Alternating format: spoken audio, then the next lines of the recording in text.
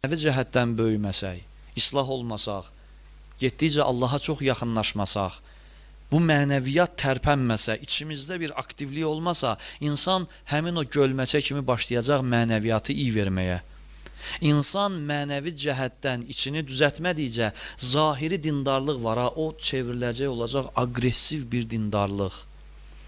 Yəni mənəviyyatın düzəltməyən dindardan kin, lənət, nə bilim belə radikal fikirlərin ortaya çıxması çox rahat olur. Çünki adam irəli gedə bilmir, təmizlənmir deyə yerində qaldıqca insan əsəbləşir. Doğrudan deyirəm, insanın içini, psixologiyasını əsəb bürüyür.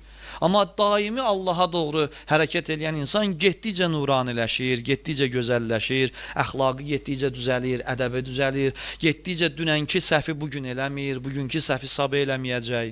İnsan əgər həmişə elədiyi səhvi yenə də təkrar edirsə, deməli mənəviyyatında geri qalıb, irəliləmir. İslah olmadan insan Allaha bəndə olmağından da ləzzət ala bilmir.